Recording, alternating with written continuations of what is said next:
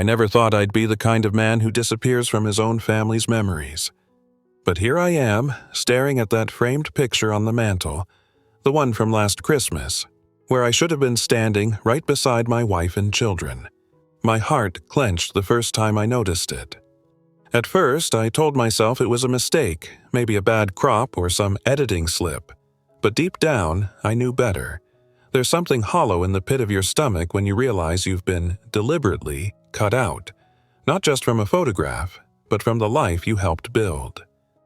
I keep replaying that morning over and over. The laughter, the smell of pine and cinnamon, the excitement of the kids tearing into their gifts. And yet, something was already shifting beneath the surface, something I was too blind to see. I'm not here to play the victim, but I need to tell you what happened. Because it's more than just a missing image. It's about trust fractured, about the quiet ways relationships erode when no one's paying attention. How did we go from late-night talks and family road trips to this cold, unspoken erasure? The hardest part? I still don't know the full story. There are messages on my wife's phone I was never meant to read. There are decisions that were made without me in the room.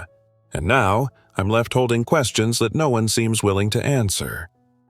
If you've ever felt the sting of being left out, of watching your role in someone's life slowly disappear, you'll understand why this cuts so deep. This isn't just about a picture, it's about identity, belonging, and whether love can survive when one person becomes invisible. Stick around, because what I discovered next will shake everything you think you know about family. Please like, share your thoughts in the comments, and subscribe to the channel.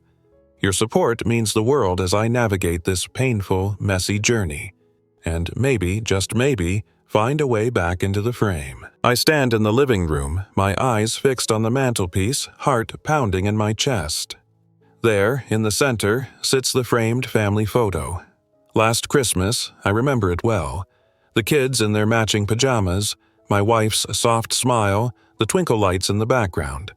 But there's something wrong, something missing. I inch closer, squinting, holding my breath. My fingers tremble as they graze the cold edge of the frame. My stomach drops as the realization hits me like a punch to the gut. I'm not in the photo. Not cropped to the side, not standing behind. I've been edited out entirely. At first, I tell myself it's a mistake. Maybe a duplicate, maybe a photo she took without me. But no. I remember that moment. I was standing right there, next to them, my arm wrapped around my son, my wife's hand on my shoulder. I remember the way she laughed when the flash went off, the way the kids squirmed and giggled. How could this photo exist without me? A wave of nausea sweeps through me, and I stumble back a step, gripping the edge of the mantel to steady myself. My mind starts racing, searching for explanations, any explanation that doesn't point to the one thing I already know deep down. This wasn't an accident. Someone deliberately took me out. I move slowly through the house, each step heavy, my chest tightening.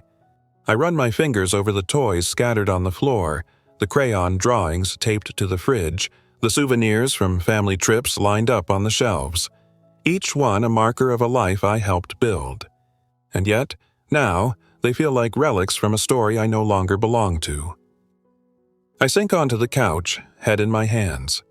My mind replays the arguments we'd had over the past year, late nights at work, missed dinners, her accusing me of never being present, of always looking at my phone, of never really seeing her.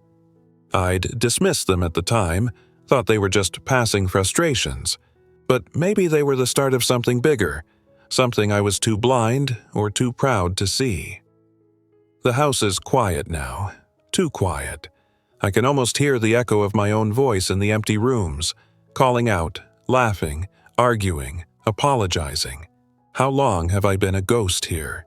How long have they been moving on without me while I stayed trapped in the illusion that everything was fine? Outside, through the window, I see our neighbor across the street waving as she gets into her car. I raise a hand automatically, forcing a tight smile, but inside, I'm crumbling. I wonder if she knows, if everyone knows, except me. I stand again, pacing the room, my breath quick and shallow. The walls feel like they're closing in, the air too heavy. This house, once full of warmth and laughter, now feels like a museum, a display of everything I've lost, everything I've been cut out of. And the worst part is, I don't even know why. I sit cross-legged on the living room rug, phone clutched in my shaking hand, scrolling furiously through the gallery. My thumb drags over image after image, birthday cakes, soccer games, school concerts, all the moments that should hold my face, my arms, my presence. But again and again, it's just them.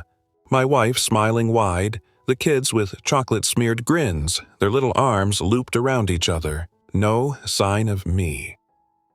It's like watching my own slow erasure, one pixel at a time. I open her social media page, heart hammering, scrolling past holiday snapshots, family hikes, beach trips.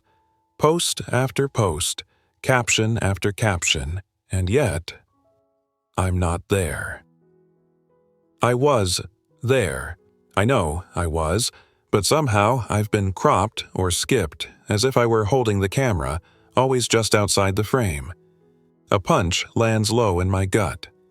Suddenly, a memory surfaces, sharp and unwelcome. That night, months ago, when she quietly asked me to sleep on the couch. "Just for space," she said. I remember the hollow feeling in my chest, the careful way I laughed it off, pretending it was nothing, pretending I understood.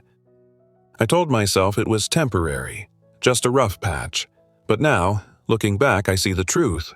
That was the first crack in the wall, and I didn't even notice the tremors spreading. I rise unsteadily, pacing to the fridge where my daughter's drawing hangs crooked on the door. Crayon figures, her in a pink dress, her brother in his favorite blue shirt, and their mom, smiling, arms wide. No dad. No me.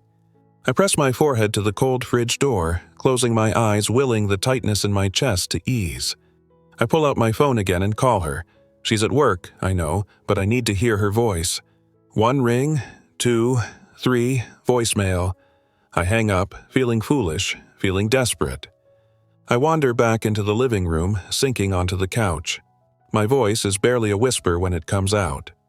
When did I stop being part of the picture? The ache in my chest deepens as I wonder if the kids have noticed. Do they see the empty chair at dinner when I'm working late? Do they notice when their mom avoids touching me, when her eyes glaze over as I talk? Do they feel the slow, creeping absence of a father who's standing right there, but somehow slipping out of view? I look down at my hands, palms open, as if searching for proof of my own existence. I feel like a ghost, haunting a life I used to belong to, drifting through the familiar rooms of this house, but no longer seen, no longer counted. Outside, dusk settles in, and the shadows stretch longer on the walls. I shiver, wrapping my arms around myself, a man desperate to hold on to something, anything, before it all slips away completely. It's nearly midnight. The house is dark, the only light coming from the soft glow of my phone screen. I sit alone at the edge of the bed, phone in hand, thumb hovering over the screen. My heart hammers in my chest, the air thick with something I can't name. Dread, maybe. Or shame. I don't even know how I ended up here, digging through my wife's old texts. Maybe it was the gnawing feeling I couldn't shake all evening, the silence between us at dinner, the quick way she set her phone face down when I walked into the room. Or maybe it was just curiosity, the dangerous kind that leads you exactly where you shouldn't go. My eyes flick across the messages, name after name, most familiar. Friends, family, work. But then, there it is. A name I don't recognize. My stomach clenches. I scroll up, then down, thumb moving faster, pulse racing. Whoever this is, they're close. The way they talk, the late-night timestamps, the little details, they know too much. I hear the floorboards creak overhead. I freeze, every muscle tight, holding my breath like a thief in my own home. For a second, I wonder if she knows. If she can feel me slipping deeper into this hole, prying open doors that were never meant for me. I force myself to keep reading, and then I see it. A message that makes my hands go cold, my whole body tense. He won't even notice if you move on. The words burn into me. My throat tightens, a knot forming deep inside. I can barely swallow. I read the message again, as if maybe, the second time it will mean something else. But it doesn't. It's clear, and it cuts deeper than I thought possible. I put the phone down slowly, staring blankly at the dark window across the room. My reflection stares back, pale and ghost-like in the glass. I barely recognize myself. When did I become this man? The one who missed all the signs, the one so wrapped up in his own head, his own routine, that he didn't see his wife reaching for something, or someone else? The house feels heavier tonight, the walls pressing in, the air pressing down. I can feel myself shrinking, being pushed out inch by inch. I glance around the room, seeing it now the way she must. The emptiness, the distance between us, the quiet we stopped noticing. And I wonder, sitting there in the dark, did I lose them slowly, over years of small neglects, of unspoken hurts and unmet needs? Or did it happen all at once, in one sharp break I was too blind to see? I don't know, but the weight of it, the not knowing, wraps around me like a second skin, and suddenly I'm not sure if I have the courage to find out the answer. The front door clicks open just past 9. I hear the familiar shuffle of boots on the mat, the zip of her coat, the light thud of her bag hitting the bench. My wife steps into the hallway, her hair slightly windblown, cheeks pink from the cold. She smiles, but it's brittle, tight around the edges, like a mask she's forgotten how to wear comfortably. The kids rush past me before I can say a word, squealing, "Mommy!" as they wrap themselves around her legs. Their little hands clutch at her coat, their voices bubbling over with excitement. I stand in the doorway, watching them, invisible in plain sight. Not one glance, not one "Hi, Dad." At dinner, I take my usual seat at the table. I watch as she serves the plates, moving efficiently, laughing softly when one of the kids knocks over a glass. I clear my throat once, twice, waiting for her to meet my eyes. But she never does. Every conversation feels punctured now, like we're all walking across thin ice, careful not to say too much, careful not to crack the surface. Between bites of mashed potatoes, she mentions it casually, like it's the most natural thing in the world. "I was thinking we might go away this weekend," she says, glancing briefly at the kids. "Just the three of us, maybe the cabin or the beach." My heart clenches so hard I almost drop my fork. I force a smile, hoping my voice won't betray me. "And me?" I ask, trying to keep it light, playful. For a split second, she freezes, just long enough for me to see it. The flicker of discomfort in her eyes, the tiny hesitation at the corner of her mouth. Then she shrugs, smoothing over the moment. "You've been so busy lately. I just thought it might be good for them, for us." Busy. The word lands between us like a blade. I want to protest, to say, "I'm not too busy. I'm right here." But the words don't come. I just nod, pushing the food around my plate, pretending I'm okay, pretending I'm not slowly being erased from the plans, from the stories, from the future. Later that night, the house sinks into silence. I lie awake in bed, staring at the ceiling, listening to her soft breathing beside me. I wonder what she's dreaming about. I wonder if it's a life that doesn't include me. I think about the kids, how they've started asking her for things they used to ask me for, how they run to her first, how they seem to glance past me as though I'm part of the furniture now. I wonder if they'd even notice if I left. Would they miss my voice in the morning? My footsteps down the hall? The night feels endless, heavy. I can feel the edges of my world slipping away piece by piece, like sand through my fingers. I reach out in the darkness just to touch her shoulder, but I stop myself. I don't know if she'd pull away. I don't know if I'm ready to find out. It was just a glass, just a stupid, thin-walled wine glass slipping from my fingers as I reached for the sink. I heard it before I saw it. The sharp, crystalline crash as it exploded across the kitchen tiles, sending shards skittering in all directions. I froze for a second, staring down at the mess, heart thudding. But it wasn't the glass that made me tense. It was the sound of her voice. "Oh, for God's sake, Tom!" she snapped from across the room. Her tone was sharp, edged with the frustration I hadn't heard from her in years, maybe ever. I looked up, startled, seeing the tightness in her face, the way her arms were folded across her chest as if she were holding herself together. "I'll clean it," I murmured, already kneeling, hands trembling as I gathered the jagged pieces, careful not to cut myself. "Do you always have to be so careless?" she muttered under her breath, but loud enough for me to hear.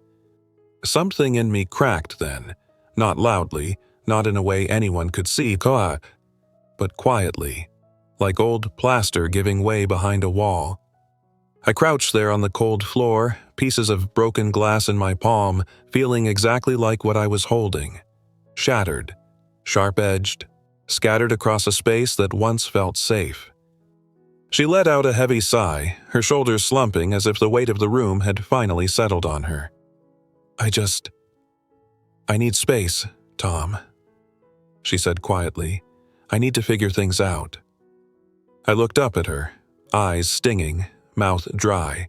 There was so much I wanted to say, so many words crowding the back of my throat, but none of them came out. From the doorway, I saw the kids watching, their wide, uncertain eyes peeking just around the corner. My heart twisted painfully. They knew. They could feel the shift, the crack running through the middle of this family. Later that night, the house was still.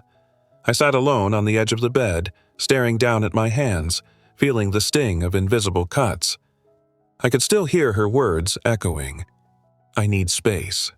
Space from me. Space from us. I thought about all the years we'd spent together. The lazy Sundays, the whispered promises, the fights we brushed aside, the small betrayals we thought we'd forgiven. I felt the weight of every moment we'd let slip, every wound we'd left unhealed, pressing down on me like a lead blanket. I lay back, staring up at the ceiling, the room silent around me. I could hear my own breath, slow and uneven, like I was trying to hold back something too big to name. In the dark, I whispered the only question that mattered now, the one that haunted every quiet space between us. Can love survive when silence has taken its place? I sit across from her at the kitchen table, the weight of my phone heavy in my hand, the screen still lit up with the messages I wasn't supposed to see. She's not crying. She's not even angry. She just looks tired, worn out, like someone who's been holding her breath for far too long. "I need to know," I say, my voice shaking even though I try to steady it. "Is there someone else?" She doesn't deny it. She doesn't even look surprised that I've found out. Instead, she presses her lips together, takes a slow breath, and says softly, "It's complicated." Those two words hit me harder than if she'd just said yes. Complicated. That's the word people use when they want to wrap a razor blade in cotton. My world tilts slightly, and I grip the edge of the table, feeling a sharp, bitter taste rise in my mouth. I want to shout, to accuse, to demand details. Who is he? When did it start? How could you? But before I can open my mouth, she keeps going, her voice low, her eyes downcast. "I felt invisible," she says. "For years, I felt like I was disappearing. You were always somewhere else, even when you were here. I was lonely. And yes, maybe I found comfort where I shouldn't have, but you pulled away first." The words cut deep. I want to fight back, to argue that she's the one who shut me out, that I was working so hard for us, for the kids, for the life we built. But then the memories rush in, uninvited. The dance recital I missed because of a late meeting. The family dinners where I sat glued to my phone. The vacations where I was physically present but mentally absent. I feel two sharp blades cutting at once, betrayal and guilt. They slice through me, leaving me hollow. I bury my face in my hands for a moment, trying to catch my breath, but the air in this house feels too thin, too tight, like the walls are closing in, like this home can't hold both of us anymore. She's still talking, her voice cracking now. "I'm thinking about leaving," she whispers. "I don't know if I can do this anymore. I don't know if we can." I lift my head slowly, feeling the ground shift under me, the old, familiar foundation crumbling. I realize with a cold, sick certainty that this was never just about a missing photo. That was just the symptom, the crack in the surface. This is about all the fractures we ignored, all the nights we slept back to back, all the words we left unsaid. My chest tightens, and I feel the sting of tears pressing at the corners of my eyes. How did we get here? How did we lose so much without even noticing? I look at her across the table, this woman I've known for so long but maybe never really saw, and I wonder, is there still something worth saving, or has the damage already been done? The days pass, one bleeding into the next, until I lose track of where I am in the week. Morning, afternoon, night. It's all a gray blur. I move through the house like a shadow, like a man who's there but not really there. She floats past me in the kitchen, eyes focused on her phone, on the stove, on anything but me. It's as if I've been drained of color, invisible in plain sight. The kids. The kids have changed too. They used to run to me when I came home from work, their little voices filling the air with, "Daddy, Daddy." Now they hesitate. Their eyes dart to their mother before they speak to me. They sense it. The tension, the shift, the silent storm brewing behind every quiet dinner and every locked bathroom door. They've stopped asking me to play. They retreat to their rooms, to their screens, to her. It's the laughter that hurts the most, the soft hum of joy, muffled behind closed doors. I stand in the hallway sometimes, hand resting on the doorframe, listening to them giggle together. A sound I'm no longer invited into. There was a time when I was in the middle of that laughter, pulling silly faces, telling stories, tickling them until they squealed. Now, it's like the soundtrack of a life that's gone on without me. I spend hours in the garage now. It's cold and dusty, boxes stacked to the ceiling, old things we never got around to unpacking. I sit on a cracked lawn chair, staring at a box labeled Christmas, tracing the faded black letters with my finger. Here, in this dim, forgotten space, I feel the most at home. I don't have to pretend here. I don't have to try to belong. I replay the past like a broken record, the long hours at work, the tired excuses, the arguments that always ended in silence. I wonder where I really went wrong. Was it a single moment, or a slow unraveling I never noticed? Was there a point when I could have turned back, reached out, fixed the cracks before they split wide open? And yet, despite everything, a part of me still hopes. Still believes that maybe one night she'll turn to me, eyes soft again, voice gentle, and we'll find our way back. But each night that passes, the distance stretches further. She drifts into sleep on one side of the bed, and I lie awake on the other, staring at the ceiling, wondering if she even notices I'm still here. Sometimes I catch sight of myself in the mirror. I barely recognize the man staring back, thinner, hollowed out, shadows under his eyes. I reach up, touch my own face, almost surprised it's real, and I ask myself, over and over, the question I don't know how to answer. How do you grieve a family that's still alive? I sit alone on the edge of a narrow bed in a small, unfamiliar apartment that still smells faintly of fresh paint and someone else's past. The walls are bare, the floor creaks with every movement, and the silence, God, the silence, feels like another living presence in the room. Not angry, not cruel, just there. Quiet and observant. My phone rests in my palm, the screen lit up with old photos I can't seem to stop scrolling through. There's one of my daughter holding her first snow globe, another of my son asleep in my arms, his mouth open, his hand curled into mine. Then there's my wife, my ex-wife, standing barefoot in the kitchen, laughing at something I'd said back when laughter came easily. Each photo hits like a soft punch, not brutal, but bruising all the same. 1,000 little stings reminding me of who I was and what I had. But then, There's something else, something smaller, a flicker, like the glint of light through a crack in the door, a feeling I can't name yet, not really, not quite hope, but maybe the space where hope could live again, if I let it. I close my eyes and let the silence settle. For the first time in months, maybe even years, I don't fill the quiet with noise or excuses. I just sit. I just breathe. I feel the raw edges of everything I've lost, but I also feel the lightness of no longer pretending, no longer forcing smiles into hollow rooms or chasing a version of myself I could never quite hold on to. This pain, it's real, it's mine, but it's also movement. Forward, even if just an inch. I miss my kids every single day. I miss their laughter echoing down the hall, the way they'd curl up beside me without hesitation. That absence is a dull, permanent ache now, one I carry with me like a scar I no longer hide. But I also know I can't go back. Not to the man I was, not to the role I was slowly being erased from without ever fully realizing. I whisper the words into the still air, almost afraid to believe them. I was there. I mattered. It's not enough to heal me, not yet, but it's a start.